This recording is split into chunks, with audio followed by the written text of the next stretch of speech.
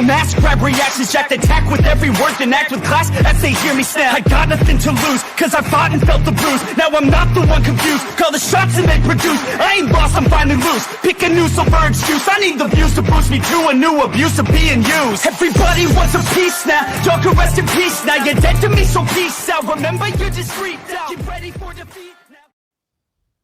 Alrighty. Hello everybody. This is Kure here, and now, whenever we last left off with this series, we had Deku and everybody involved in the USJ attack. Now, this USJ attack was a bit different. Instead of one Nomu, there were two. Both of them were stronger and had more quirks put into their bodies. With the 4 years, All For One gathered more power and was able to actually take this a bit more seriously. All Might was more dangerous in this timeline, causing All For One to send two Nomu with more quirks. Along with that, before I do continue, I looked over the recording of the last part, and I accidentally called Shigaraki both a male and a female, basically he and she. And I feel like with Shigaraki being born with his quirk, or All For One giving it to him without us definitively knowing that fact, he should either be a male, or if he actually is born with his quirk, he should stay a female. But for story's sake, let's say that he does remain the same as in canon. Especially because, other than Aizawa and Deku, Todoroki, Mineta, and Ojiro, there's really not a lot of guys with quirks in the story. Now, with that being said, let's continue. Deku, he took a lot of damage in the last part. He broke ribs, had literal holes in his arms and through his torso, and he was covered with acid after killing a villain, and he was then covered in lava with his back down to his shoulders, the back of his forearms, and basically the back of his entire body. That being before he does pass out, due to not only pushing his body way too far, but from sheer pain. Now, with that being said, the heroes, along with Aizawa, they were able to eventually arrive. After this does happen, we do have where Todoroki, he helped out trying to at least save Deku, covering his body with ice as a way to not only seal the wounds, but also somewhat stop the lava. Now, afterwards, Deku, he was wrapped up by Aizawa and taken to the hospital. The boy will be out of commission for a while, that being what they do think. However, after Deku's family is told about this, you do have where private physicians, they would swoop in. Ryan, he got a call one day, or really even just a few hours after it happened, that Izuku was put in the hospital by villains, and that he actually sustained a lot of damage. Ryan, he took this idea seriously, not knowing if it was because of Worm or because of other factors. However, he did see on the news about the USJ. Physicians being sent later on to the night, as over the course of 3 days, Deku not only gets treated with Kure techniques, but he also goes through some surgeries. Now, Deku, after these 3 days, you do have where he would wake up. And he does feel like shit. His body, his pain tolerance was pushed way past his body's ability to withstand pain. And right now, Deku, he is laying down in a hospital bed, completely wrapped up like a mummy. And he is trying to remember what happened. It gets blurry. It starts to get fuzzy around the time whenever he was hit by a Nomu. He was throwing a fury of punches with one of them, and he was actually maintaining equal footing with them. That being the last thing Deku does remember. As he's trying to focus on his memories, he can't think. And this is actually where Nana Shimura, is going to pop up. Deku turning his head to look at her. So, you're alive. what happened. A lot. You sort of lost control at the end there. It's the fact that you're still here is good. Along with that, you were able to save your friends. It's very admirable. Hmm. Admiration has nothing to do with it. I won't let them die. So, you are really still human. Hmm? What are you talking about? That idea in your head, that's called compassion. And that is something you need. You have this drive to save them. That is what it means to be human. You care. Well, Izuku. And right now, I believe that shows a good level with us. Her going to disappear. As Deku, he does remain conscious. As he's looking around the room, there's not really much going on. However, he does watch television. Since, yeah, that's kind of all he can really do here. And this is something that Deku, he does find to be kind of fascinating. There are multiple reports on television about what's going on at UA, and exactly if things are still going to be good or bad for them. However, Aizawa, he did give the statement that one of his students, they sustained injuries protecting others, and he was even able to take down monsters that, after more identification, they were missing persons. They were put or pumped with so many quirks that it's hard to even really recognize it. And Deku is watching that. Those things were human, and he killed them. Deku does feel slightly bad until he does hear about the fact that those things, they most likely were brain dead. And that part does make Deku just think of it as a mercy killing. Now, we do actually have where, after a bit of time, someone does come walking into the room. Deku turning to see his mother, who she does just walk up, and Deku does look at her through his bandages. So, what's up, Mom? You're a bit of an idiot, aren't you? What? This is the worst I've ever seen you damaged. So explain to me what the hell happened to you in that building, Izuku. Deku explaining it. As his mother, she's trying to go over it with him, trying to factor in other variables, trying to find out what exactly happened and who was there. She has a feeling, but after Deku does explain more about it, she does actually get a little bit more calmed down.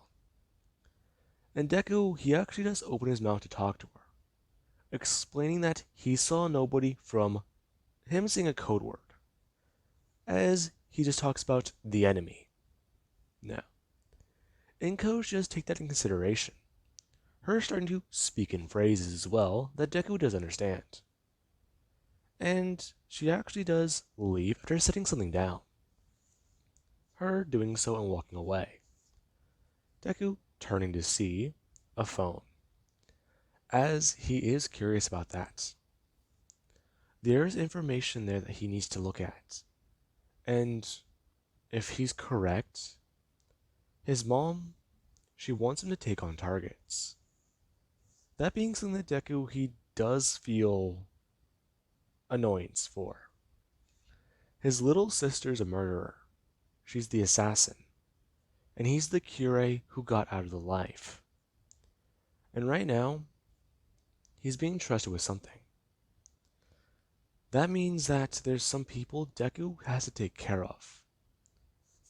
If they're possible targets or interrogation missions, yeah, he can understand that. But if they're attempts on life, then he feels like that might be slightly more challenging. Not impossible, though. Now, eventually some people they do come by after hearing that Deku was conscious from hospital staff. As All Might, along with even Principal Nezu, they do come by. And Deku, after talking with them and meeting them, All Might he does feel bad. He was getting reaccustomed to his new power, and he got up earlier that morning to start training again. He's been getting back into the routine of things ever since he started getting healed. And since his routine was so thrown off in the last couple weeks, thanks to him being improved again as of lately, there was today. He worked out in the morning and then completely forgot he had this appointment set up. He meant to have it done yesterday, or the day before, the USJ. However, there was really no talking with the Kure doctor, stubborn as ever.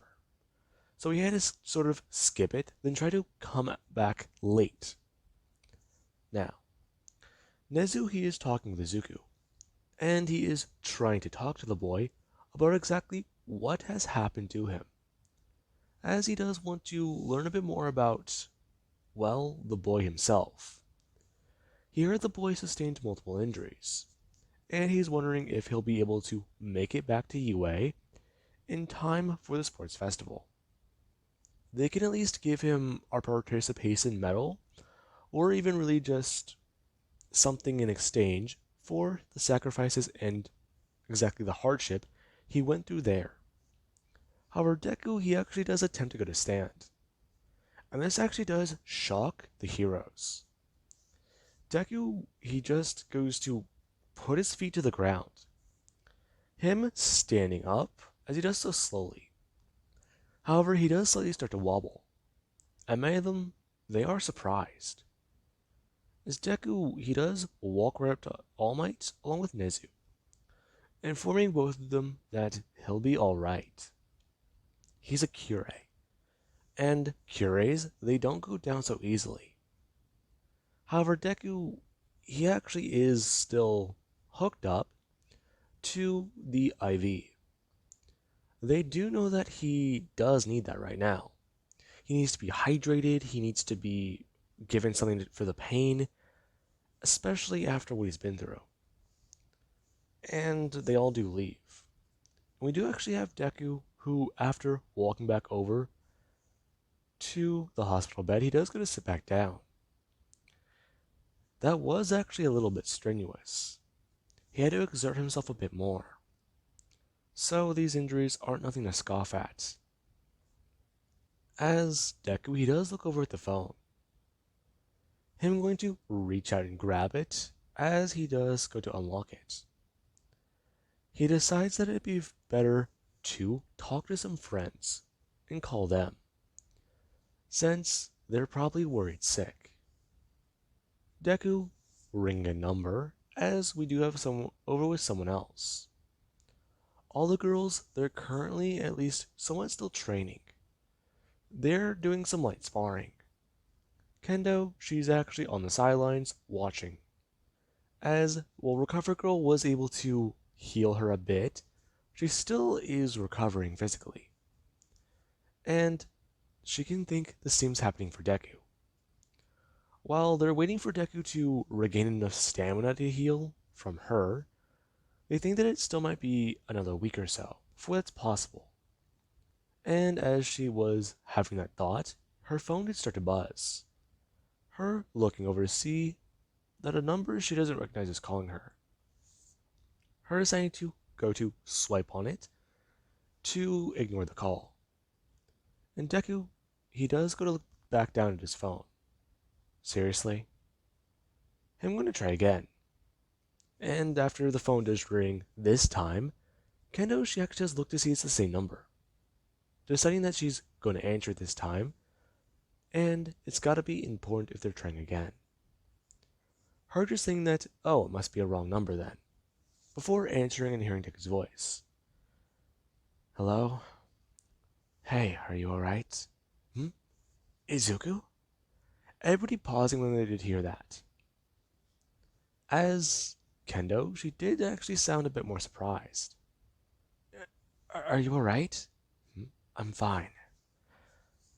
Nothing I can't shrug off. It'll take a few days, but I'll be okay. You can't be serious. Listen. Oh God. I'm sorry. But you're gonna need to stay in the hospital, aren't you? I I just I feel bad. "Hmm? Why? You got hurt because of us. Kendo, I'll be fine. This is nothing to a Kure. Izuku, I understand, but you're still human, aren't you? You have limits, right? Kendo, I'll be fine. Deku does say, trying to brush aside that simple idea. Cures, they have. Deku trying to think. He knows how to finish that statement. Cures have no limits. But that's not true. Deku staying silent for a minute, saying that he's gonna be okay because his family can heal him, and that he's pretty sure he's already been taken care of by a few doctors of his family. So he'll actually heal faster than she does think. Her hearing that statement, as she does think back to the UA, or just the USJ, she remembered laying there with a fractured skull. She couldn't raise her hands up. And then there was Mina. And then all of a sudden the Noma was towering on top of them. She thought it was going to strike both of them down to kill them. However, it did start to have something raise out of its mouth and her stomach started to somewhat glow. There was steam. She could remember it all within the fraction of a few seconds. As there was then Deku. He got right in the way. They could see that his skin was starting to burn from acid. And then there was whenever it just happened. That bright shine that enveloped Deku, and the way he screamed. She's never seen him react that way. She's never seen him in physical danger like that. And it actually is a bit of cause for concern. As she does inform him that she is going to come by to see him. Because she wants to make sure he's alright. As she does go to hang up. Her going to stand up, as she does actually still feel some pain in her wrist. Now, she does start to walk away, as a lot of the other girls, they are trying to catch up to her. This is actually kind of interesting. They know that he's kind of an obstacle for her. They already know how she's thinking and how she's reacting.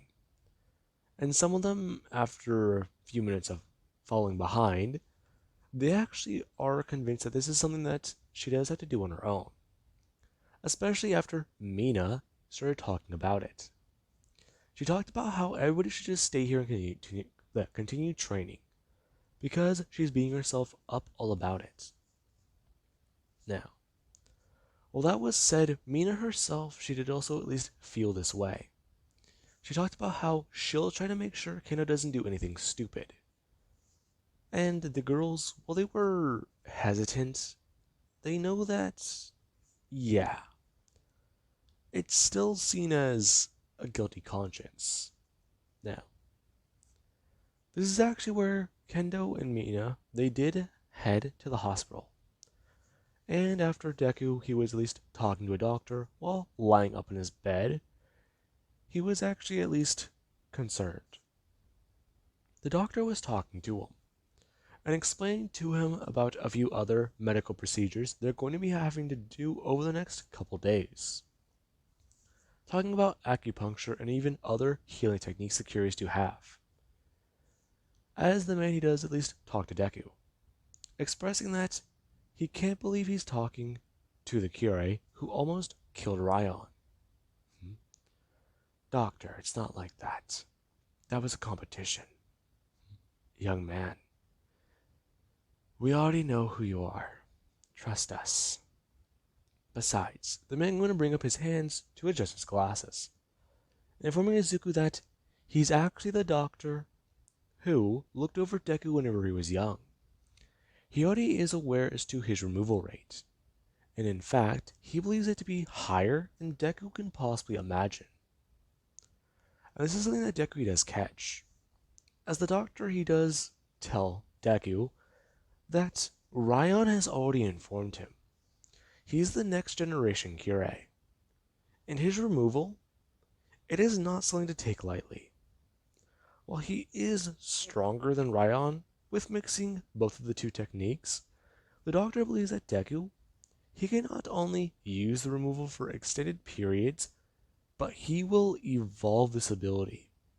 He will give the Kure something new.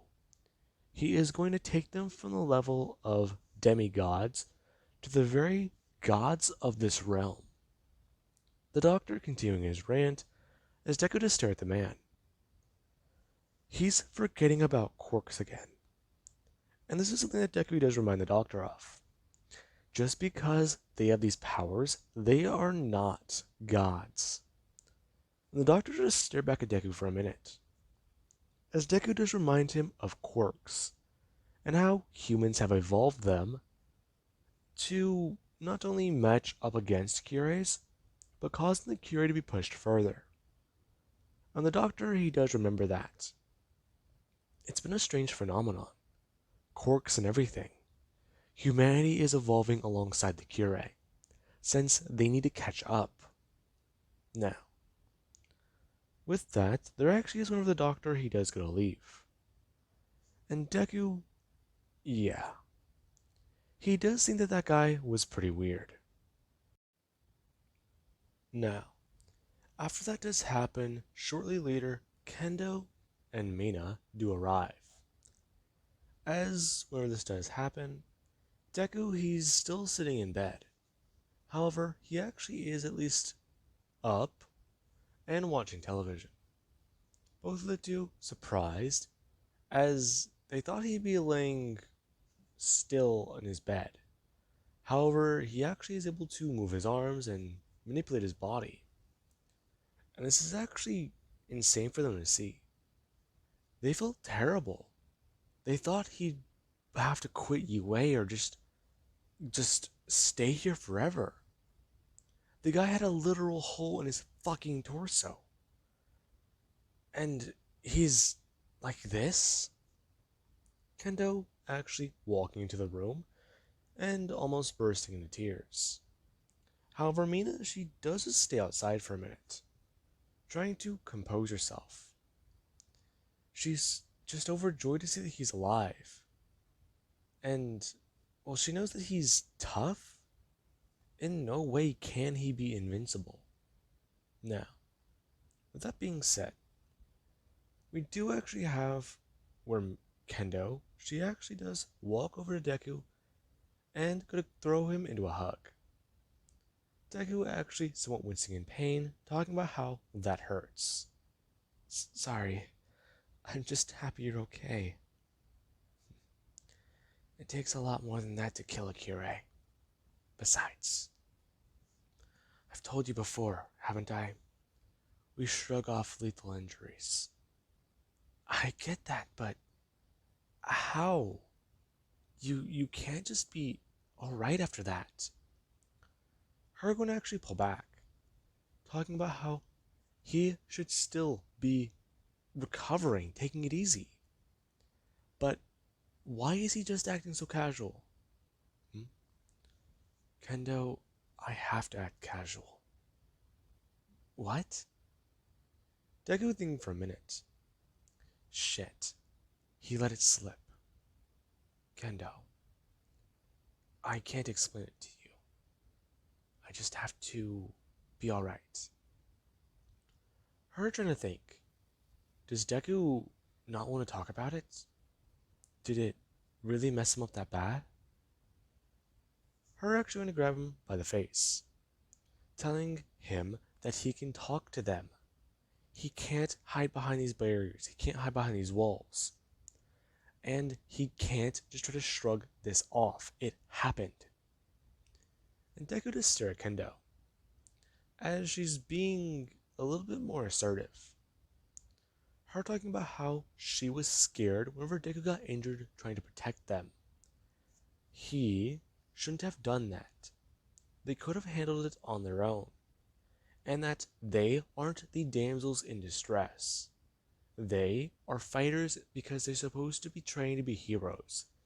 This is the risk involved with the job. And Deku, he actually has got to quiet them down, him actually staring at Kendo before bringing his hand up and tapping a finger onto her forehead, going to flick it. Now, she was actually going to bring her hand up and step backwards. As Deku, he does express to them that he gets that being a hero is dangerous, and there are many things that can get them killed. However, they are his friends. He considers them to be more than that, and he doesn't want any of them to die. Now, this does catch both of them off guard. As Deku, he does express that they've both gotten a lot stronger and a lot better with using the loan. However, he's assuming that she isn't training because of the stress her body went under. Deku, guessing correctly, that she tried pushing the loan farther than her body can handle, asking her if she feels chest pain. To which she does just explain that yes, she does. And Deku does continue, expressing that her heart is going off beat or off the rhythm. If that does continue to happen while she's using the loan, it can cause permanent damage and she might possibly die. Right now, she's getting lucky.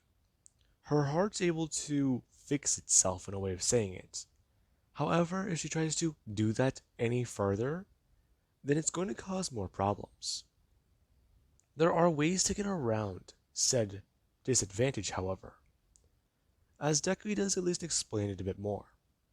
Using it more often will help, yes. However, training your body to be able to withstand it is also a lot better. Deku expressing it's a lot like how One for All does work. Him trying to give the better explanation, or at least a small change of it, that her body will hit the limit, and whenever it does so, she has to be careful. She has to cool down her body before she can use it again. Especially because of one simple thing.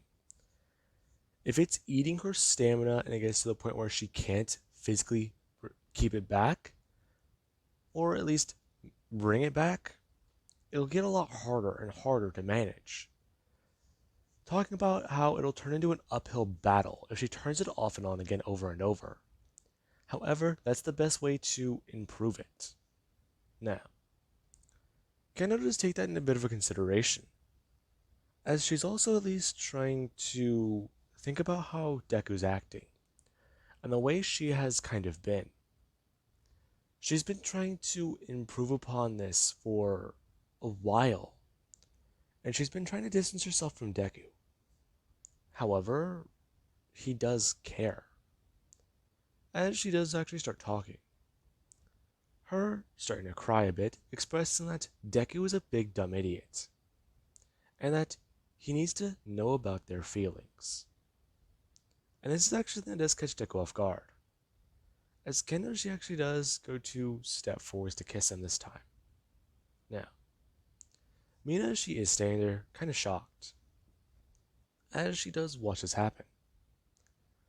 Now, after a second, she does pull back, talking about how she's just very sorry.